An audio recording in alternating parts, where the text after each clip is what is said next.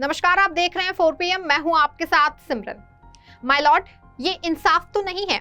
My Lord, गलती हमने तो नहीं की थी। My Lord, my Lord. अब इन शब्दों का इस्तेमाल वो पीड़ित नहीं करेगा जिसे बुलडोजर के पहियों के नीचे रौंद दिया जाता था। सुप्रीम कोर्ट ने उन तक नशीनों को आईना दिखाया जो सत्ता के मद में मस्त बैठकर जनता की कराहना को अपने सिर का ताज समझा करते थे। हमने आपने कई बार बुलडोजर कार्रवाई पर तालियां पीटी हैं और तालियों की गड़गड़ाहट तब और तेज हो गई थी जब बुलडोजर एक्शन किसी धर्म विशेष के खिलाफ होने लगा। लेकिन ताली बजाने वाली जनता ये भूल गई थी कि एक दिन इसी तानाशाही चाबुक का वार उन पर भी होने लगेगा। जब तक नशीनों को बुलडोजर की तेज आवाज से प्यार होने लगा तो मनगढ़ बुलडोजर हर तरफ घूमने लगा। कोर्ट कचहरी और अदालतों में इंसाफ की फाइलें पहुंचने से पहले ही बुलडोजर न्याय के लिए छाती पीटने वाले लोग भी इसका शिकार होने लगे। जो भीड़ कभी तालियां बजाया करती थी, वही चेहरे बुलडोजर के आगे खड़े रहम की भीख मांगने लगे थे। लेकिन अफसोस, मशीनों का दिल नहीं होता है। नतीजा ये हुआ कि जहां इंसाफ कानून के दायरे में रहकर किया जा सकता था, वहां कानून तोड़ना ही बेहतर समझा गया। वैसे बुलडोजर का फैशन हमारे यूपी के बाबा यानी योगी आदित्यनाथ जी लेकर आए। अपराध और अपराधियों पर नकेल लगाते लगाते कब हमारे बाबा बुलडोजर को दिल दे बैठे, कोई समझ ही नहीं पाया। यूपी के सीएम ये भूल गए थे कि कोर्ट कचहरी अदालतें जैसी चीजें भी होती हैं। जहां पाते वहां बुलडोजर कार्रवाई का फरमान सुना देते थे। खैर, वक्त उनका था, लेकिन फिर वक्त आता है जनता का। वो कहा जाता है ना, ऊपर वाले की लाठी में आवाज नहीं होती है। ठीक वैसे ही है जनता जब हिसाब करती है ना, तो बड़े तरीके से करती है। 5 साल केंद्र में सरकार चलाने के बाद फिर मौका आता है आम चुनाव का। बस यही मौका तो जनता ढूंढ रही थी। इस बार पार्टी के रणबांकुरों से ज्यादा बेसब्र जनता थी। जनता ने भी मन बना लिया था उस पार्टी को जगाने का जो हमेशा अपने गुरूर में मदमस्त रहती थी। बुलडोजर एक्शन की गूंज सबसे ज्यादा यूपी में गूंजी। वही यूपी जिसने तिनके को सैलाब बनाया है, वही यूपी जो बड़े बड़े राजनीतिक दिग्गजों की पृष्ठभूमि रहा है, वही यूपी जहां से कई राजनेताओं ने राजनीति का कखरा सीखा। उसी यूपी ने बीजेपी को फर्श पर ला करके खड़ा कर दिया।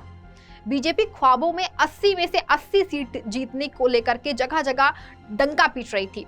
हर नेता की जुबान पर यही गाना था। लेकिन जनता ने मन बना लिया था।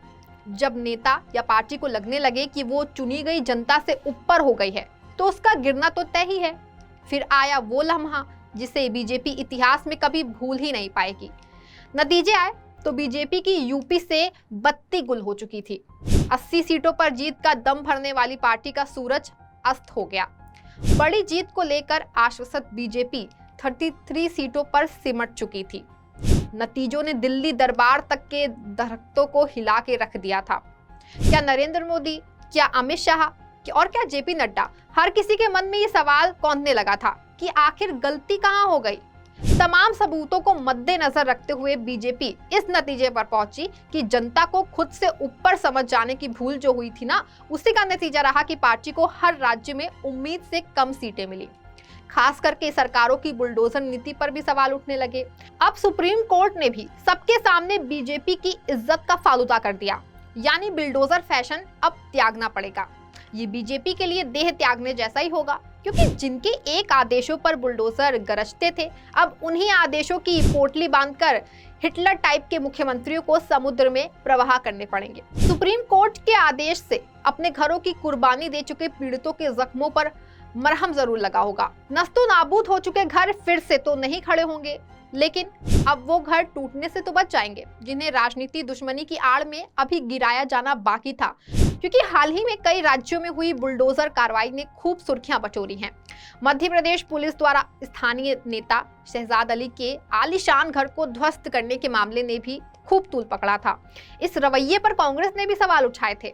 मध्य प्रदेश में हिंसा के बाद आरोपी शहजाद अली के घर पर बुलडोजर द्वारा की गई बुलडोजर से ध्वस्तीकरण की कार्रवाई को कांग्रेस अध्यक्ष मल्लिकार्जुन खड़गे ने अमानवीय बताया था। इससे पहले कांग्रेस महासचिव प्रियंका गांधी वाड्रा ने भी बुलडोजर एक्शन को अन्यायपूर्ण करार दिया था। वहीं आज यूपी में इस वक्त बड़े नेताओं की सूची में नंबर रहने वाले नेता यानी कि सपा अध्यक्ष अखिलेश यादव ने भी सुप्रीम कोर्ट के आदेश पर प्रतिक्रिया दी। उन्होंने कहा कि अन्याय की बुलडोजर से बड़ा होता है न्याय का बुलडोजर। इस मामले में कोर्ट में बड़ी जिरह हुई सरकार की तरफ से पेश हुए सॉलिसिटर जनरल तुषार मेहता ने बीजेपी पर कालिक पुतने से बचाने का भरकस प्रयास किया, लेकिन अफसोस कि साहिब के मुंह पर कालिक पुत ही गई, यानी बीजेपी के एक और हार। चुनाव के बाद से लगातार बीजेपी के बड़े बड़े दिग्गजों के अच्छे दिन बहुर गए। हर वो चाल, हर वो पैतरा बीजेपी को रसातल में ढकेल रहा है, जिसे वो अपना मास्टर स्ट्रोक समझ रही थी। ऐसे में हाल ही में होने वाले विधानसभा चुनाव में बीजेपी का डब्बा गोल होना तय है, क्योंकि जो झुके हुए कंधे होते हैं वो जंग नहीं जीत सकते, खासकर तब जब राहुल जैसा तेजस्वी चेहरा सामने हो। जो ओज कभी मोदी के चेहरे पर नजर आता था, वही ओज अब राहुल के चेहरे पर नजर आने लगा है। ऐसे में राहुल से बीजेपी कैसे जंग जीतेगी, ये सोचनीय विचार है, क्योंकि बीजेपी अब पटरी से बेपटरी हो रही है और वही राहुल जिन्हें कभी बीजेपी पप्पू कहकर अलंकृत किया करती थी, उसी नेता ने बीजेपी को अकेले ही राजनीति के शतरंज में धूल चटा दी है। फिलहाल जो भी हो, सुप्रीम कोर्ट के फैसले ने फिर से बीजेपी को सुप्रीम आईना दिखा दिया है और ये बीजेपी की एक और सुप्रीम हार में गिनी जाएगी, यानी अब बीजेपी का बुलडोजर प्रेम जो है वो कम हो जाएगा। यूपी के सीएम योगी आदित्यनाथ के लिए ये आदेश नजीर का काम करेगा, लेकिन सीएम योगी को एक और फटका लगना अभी भी बाकी है। अभी दिल्ली दरबार से भी उन्हें झटका लगेगा, वो भी 440 वोल्ट का। बीजेपी चाहे माने या ना माने, लेकिन योगी की दिल्ली के जिल्लेलाही से पटी नहीं रही है। वो गाहें बगाहें योगी के वक्तव्यों में झलक भी जाता है। हाल ही में खुले मंच से योगी ने जो बयान दिया, उसमें बगावत की बू आ रही थी।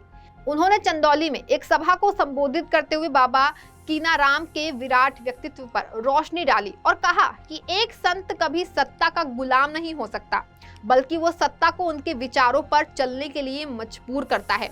योगी का ये बयान भले ही यूपी में दिया था, लेकिन निशाना दिल्ली पर था, क्योंकि जिन जंजीरों में बांधकर दिल्ली दरबार उन्हें चलाना चाहता है, योगी को वो कतई मंजूर नहीं है। वहीं बीजेपी को कभी जो एकता के सूत्रों में बंधी रहती थी, आज हर किसी के विचार अलग थलग पड़ चुके हैं। योगी के पहले से ही दिल्ली दरबार में एक क्लास लग रही है। ऐसे में सुप्रीम कोर्ट के आदेश ने एक बार फिर उन्हें लगाम लगाने के आदेश दिए हैं। बहरहाल जो भी हो, सुप्रीम कोर्ट ने एक बार फिर लगी बीजेपी की क्लास ने पार्टी को चोट पहुंचा दी है। देखना ये होगा कि बीजेपी सदमे से आखिर कैसे उभरती है। इस खबर में फिलहाल बस इतना ही। ऐसी तमाम राजनीतिक खबरों के लिए बने रहें और जुड़े रहें 4 PM के साथ। धन्यवाद।